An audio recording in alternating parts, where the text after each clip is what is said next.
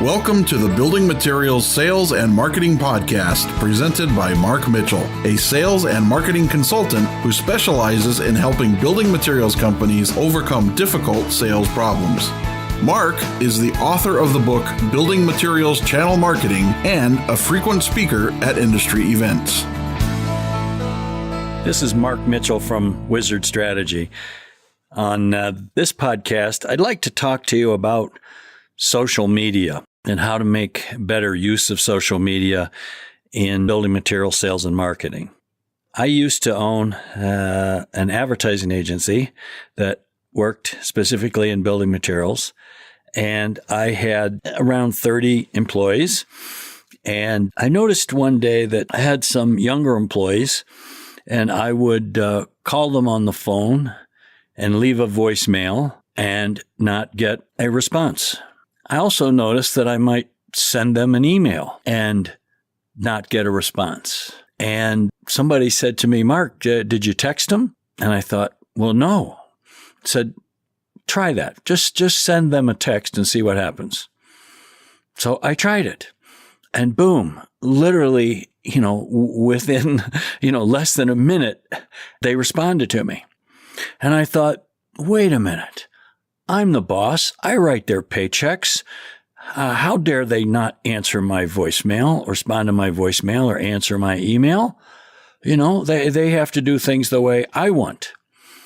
But then I thought, the world continues to change, and I'm a baby boomer, and I need to learn how to communicate with other people as opposed to expecting them to live in my world. Now, sure, as the boss, the employer, I could have demanded that, when you get a voicemail from me, you'll return that call within an hour or an email. But I started down that practice of learning, how do other people, including my own employees, how do they want to be communicated with? What world do they live in? And I'm going to learn about those different ways of communicating. And so I'm going to try to be flexible and versatile to be able to reach people. And part of my thinking was that my clients also were changing the same way. And my clients, as in building material companies, my clients, customers, architects, contractors, builders, those people are also changing how they like to be communicated with. So there is no one universal way to reach everyone. There's now, fortunately or unfortunately, there's almost a symphony of ways that you can communicate with people. And some people only are going to respond to one type of communication, and some people will have a few ways you can communicate with them. But almost all of them have learned to use all the different communication tools as ways to help them, we'll say, get through their busy life by, we'll say, filtering things out. Like who's more important or not based on how you don't get a text from somebody that you usually don't know, for example. You don't get a call to somebody's cell phone that if you don't have their cell phone number, as opposed to going through their corporate switchboard, if you will, calling their office phone, which will never get answered. But along those thinking, so I'm also a person that says building material companies' primary customers are the channel customers. So business to business customers, architects, contractors, dealers, distributors, and others. It's not, I'm thinking about homeowners and consumers. I'm thinking about business to business. And the two best business to business social media platforms today that I use are Twitter and LinkedIn. Okay. Now, I will be the first to say that I frankly don't really understand Twitter, but I have found that a surprising number, first of all, of your customers are on Twitter, either as a company or as an individual. Now, it's not 100%, it's not 50%, but there is a group of customers that are on Twitter on a regular basis. So I first started to discover this, I think about 3 or 4 years ago. It seemed to me I would notice types of contractors. For example, we'll say electricians or plumbers or glazers. It was like, how come there are so many plumbers on Twitter? It's almost like they went to their annual convention and there was a workshop on why you have to be on Twitter and how to do it. Just surprising number of your customers are on Twitter. So the first thing I would tell you is to have a company Twitter page and to have certainly a Twitter page for your head of sales or other, what I always like to call it, the face of your company, individuals, and have them on Twitter. And the next thing is to just start following on Twitter every single company, customer, person that you know or you can think of, whether they are companies that you're selling to today or companies that you would like to sell. There are a lot of companies that value social media. A lot of your customers are monitoring literally every day who follows them, who likes and shares and comments on their posts. I was working with a company and they reached out to me, the CEO, and said, Mark, I had a builder customer call me and ask me why our sales rep does not follow them on social media and like their posts. So this is a president, owner of a home building company, calling the president of a building material company, probably not the largest builder and certainly not the largest building material company, but still, it really resonated with me how much your customers are monitoring their social media. Now, many times what's happening, of course, is there is a person whose job is to run social media. So part of what they want to do is to provide a daily or weekly or anyway, on some sort of regular basis, a report to management on what happened. So there will be a list that president of the contracting or architect firm gets. Here are the people who started following us on Twitter, for example. Here are the people who liked, who shared, who commented on something that we did. They are monitoring this. They're watching it. Okay. And so they may not notice if you don't do anything, but they do notice if you do. So they do notice if you follow them. And so to me, there's this, I don't know, I'm going to pick a number and say it's probably bigger than this, but let's say 20% of your customers that social media is important to them. Okay. So this is an easy and maybe even essential way to continue to stay in communication with them and be tracking what they're doing and, show them that you are watching what they're doing and you're with them where they are. Now, I will say that I do not really understand Twitter. I guess, unless you're a Hollywood star or a politician and you have all these Twitter followers, I don't understand Twitter. But I will tell you, since I started on Twitter 6 years ago, and I look at my website traffic. I look at people that sign up for my newsletters. I look at people that follow me and so forth. I am surprised that, that things happen on Twitter. When I do something on Twitter, it gets a response. I meet more people on Twitter just by, one, following them, and two, I spend literally not 5 minutes a day, just go onto Twitter, scroll through the feed. I look for anything interesting that a building material sales or marketing executive has posted, and I might comment it, like it, or share it. And then I'm also trying to, constantly add new people. But I don't spend a lot of time there. It's just something that I'm doing on a regular basis, and I would encourage you to. I've also seen when I've consulted with building material companies and recommended to them that they do more with social media and with Twitter, that they also see similar results. Now, the second one, and probably the most important social media program to me for building material companies selling to their customers, is LinkedIn. And people make the mistake of thinking that LinkedIn is something that you go to when you're looking for a job or you're trying to find someone to hire.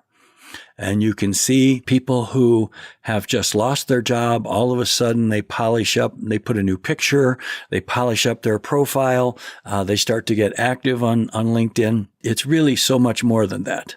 So once again, let's pick a number. We'll say 20% of your customers, and maybe it's only 10, but there's a number of your customers who really are actively on LinkedIn and use it on a regular, if not daily basis, that they're on there sharing things, reading things, learning, meeting new people. One of the things I discovered is now I'm up to, over 8,000 people I've connected with. So I've been working, adding connections, working on it. Every person I meet at a trade show, everyone who signs up for my newsletter, I connect with them on LinkedIn. And I've now started to discover that there are people that I personally know that I could pick up the phone and call them and say, could we meet at the Builder Show? And I will not get a response from the voicemail. I can send them an email with the same request and not get a response. But I can send them a message in LinkedIn, and within hours, I will get an answer. Yes, Mark, I'd love to meet with you. How about Wednesday afternoon? Okay. So I'm finding that there are people who use LinkedIn as a way of filtering out who is more important or who they should pay attention to. Their email inbox is overwhelmed, and they're the same as voicemail. And so once again, it's going where they are. So there's a group of people who it's easier to reach and communicate with them on LinkedIn than it is with their cell phone, with their office phone, or with email. And they're also, I'm finding, if you're on LinkedIn, depending on what you're sharing. Now, if you're on LinkedIn and all you're doing is every week or, every couple of days or how frequently you do it, promoting your product and how great it is, okay, that's better than nothing. But what they're really looking for is people who are sharing insights and good ideas and how they can,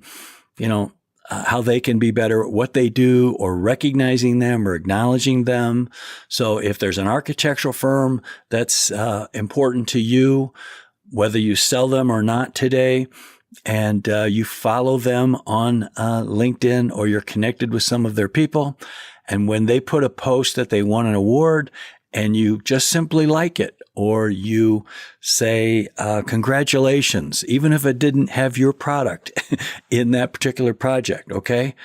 That gets noticed not only by that individual, but many times by more people within that organization. You can also use, within LinkedIn, there certainly should be the company, but also there should be individuals, because individuals once again, head of sales probably should always be the face of a company. An individual can join groups. So there's a group, we'll say, of plumbers. There's a group of home builders. There's a group of architects. In fact, there's several groups of all of these that you can join.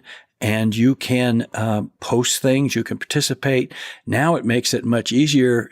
If you wanted to meet somebody at a company, you can go look in LinkedIn and see either one, who you're connected with already, or two, you can learn about them, or three, if they belong to the same group, you now can reach out to them and make a connection request, and you've got a legitimate reason to do it.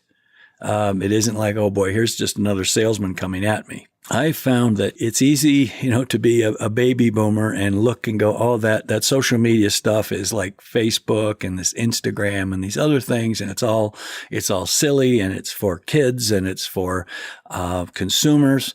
But there's a surprising number of people on particularly LinkedIn and Twitter that are really active on there, and they're looking how to be a better architect, how to and promote their own firm, or better contractor, promote their own firm. And you can be part of the conversation. And when you are part of the conversation and you're on there, they're starting to feel they know you. They're starting to feel like they trust you, that you know what you're talking about. You're someone that they know you even though you've never met. And I have, many people that are, we'll say, read my newsletter, that I'm connected with on social media, that I have never met. But if I would like to meet them at for example, at an upcoming trade show, I get much better response now when I reach out to them through social media to request a call or a meeting than I do if I just send an email or leave a voicemail. It doesn't always work, but to a group of those people, it does work, right? We've already started to form a relationship. They read what I share and write. I read what they share and write. Now, once again, I don't spend on LinkedIn, I'm pretty active, so I might spend 15 minutes a day. I also make a point of once a day when I go on there, I will see who got a promotion, who got a new job, who had a birthday, an anniversary, any of those things. And I will make a point of saying happy birthday, congratulations on the new job, just little touch points like that. And it's amazing how, people really, appreciate the recognition, the acknowledgement from you. So I see that as a company, you should most companies can do a much better job on LinkedIn and Twitter. As an individual, certainly as the senior, I'll call it face of the company, you should be doing a better job. And as an individual working for a company as a salesperson or a marketing person, you also should be on there. It will enable you to do your job better and be more successful. And I will also tell you it's also a bit of career, it's like a career insurance policy that the people I see who are on there on a regular basis and are building followers and getting a reputation of being knowledgeable about windows or remodeling or home sales or deck building, whatever it is, that if something happens and they're looking for a new position, they're already at the top of the list. It's much easier for them to move on and find opportunities for them because they've laid the groundwork ahead of time. Where so many people sit and have their job, and then something happens, and they need to change. They need to find a new job, and they're starting from scratch. So even if you don't see the day-to-day benefit to helping you grow your sales to contractors, distributors, dealers, architects, builders, and so forth by being active on social media, also think about just as investing in yourself a little bit from a career insurance policy, so you don't find yourself out of a job one day and all of a sudden you are now one of these people scrambling to get a resume cleaned up and change your LinkedIn, and all of a sudden want to be everybody's best friend because you're looking for a job. So that this is another maybe a little selfish reason for you to get more engaged. But I tell you, you will see the benefit day to day. Right away, even in your current job, even if you're doing it as an insurance policy, you will see the benefit of being able to do your job better. The other thing that I've benefited is, what are your customers talking about? What are they sharing? You start to see different subjects come up that maybe you'd not thought about before. You'll see what things they admire or like. You'll see the questions, particularly in the groups. They ask great questions. Like, does anybody know how to, lower the cost of this? Does anybody know of, they'll ask all kinds of questions. And there are things that you can say, gee, this is of interest. Either one, you can jump in there and help answer that question. But it also, you'll start to see that one person asks a question, you start to see, maybe this is of growing interest to my customers, and maybe I should be addressing this in my sales and marketing as we go forward. So if you follow me at all on Twitter or LinkedIn, you will see, I am quite active, and I would encourage you to be more active perhaps than you are. I use a few tricks, I will tell you, so it looks like I am on LinkedIn and Twitter for hours every day, but I'm not. So I do have a little advantage in which that I have written over 400 articles, and I use a program that automatically will repost articles during the day. But I am also on there myself, commenting, reading what people are doing and so forth. But I don't spend more than 15 minutes a day doing it. So it is something that you can devote a little bit of time. You don't have to devote hours and hours of time to do it. You can probably devote 15 minutes a day, and you'd be amazed at the benefit that you would get. One final piece of advice is, I also, every morning, I have a number of industry newsletters and online trade magazines and so forth that I receive. And every morning I make a point of just kind of looking those over, quickly scanning the headlines, and I'm looking for an article that would be of interest to the people that follow me. Could be an article about a different way of, let's say Amazon, buys Lowe's, okay? Would certainly be a big article. But it may also be something, just an interesting article. Like I had a funny article the other day that avocado toast is now a new paint color. Okay. So it can be something just a little tongue-in-cheek fun. It can be something like Amazon buys Lowe's. It can also be something about the 3 biggest challenges faced by roofing contractors or contractors. And you're just looking for an article like that. In an ideal world, you're looking for, 5 articles a week, but that's maybe pretty aggressive. And you just share that with maybe a comment. People make the mistake of assuming that, okay, well, this article was in Roofing Contractor Magazine, so every roofing contractor must have read it. Well, they didn't. Okay. So they appreciate people who are finding and sharing useful, helpful information. So be looking for, find your own little sources of information. You can usually set up maybe a Google alert, or you subscribe to the right newsletters, and you just check them out. And when you see a little article that looks like, gee, this would help my customer be more successful, or this is a piece of news I think they should know, share it. It really starts to make people go, wow, this person's a thought leader. This person's on top of things. This person's somebody I should follow.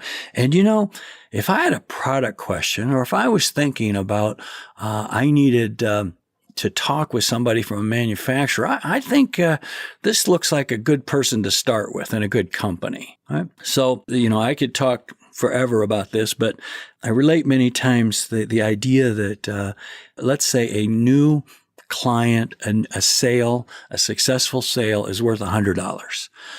And let's go by the old rule of sales training, which is like, you need to make 5 calls to make a sale. Okay, so let's say then each sales call is worth $20.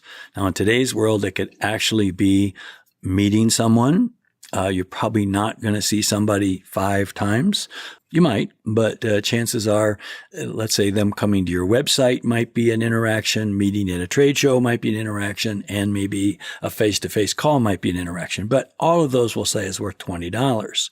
How I look at the social media posts, something as simple as saying happy birthday on LinkedIn is worth a penny. Sharing an article about challenges roofing contractors face is worth a nickel, maybe a dime. Okay. And commenting on, architecture firm wins award. Congratulations. That's worth a nickel. Okay. So what I want you to think about is the idea of paying yourself first. So if you have a little piggy bank and every day you're just on this social media stuff on LinkedIn and Twitter, all you're doing is putting a few pennies in every day, a few pennies in the piggy bank. Okay, then you're going back to your $20 activities, but you're also taking a little free time, a little time every day, and you're just paying yourself first by putting a few cents, few pennies, nickels, dimes into the piggy bank. You'll be amazed how quickly all of a sudden a $20 sales call appears. You'll be amazed how many times a customer will start to reach out to you. You'll be amazed how much easier you've turned a cold call into a warm call, a warm lead, because they know you on social media. Okay. And start to think about the value of that. And you'll be amazed. I mean, it's a little bit like Field of Dreams. Like if you build it, they will come. It's a little bit about like, yes, you're just putting pennies, nickels, and dimes. You're not putting millions of dollars in here. But you'll be surprised how quickly those pennies and nickels and dimes lead to meaningful, customer interactions, and how you will be much more successful at it. So I hope I've given you something to think about. Please connect with me on LinkedIn and Twitter. And if you've got any questions or comments, please reach out to me. Thanks again for listening. And if you think your company could benefit from some outside thinking to challenge your assumptions and show you some new ways to grow your sales or solve your problems, that's what I do. So please feel free to contact me at any time, and we can talk about whether or not I would be a good fit for you.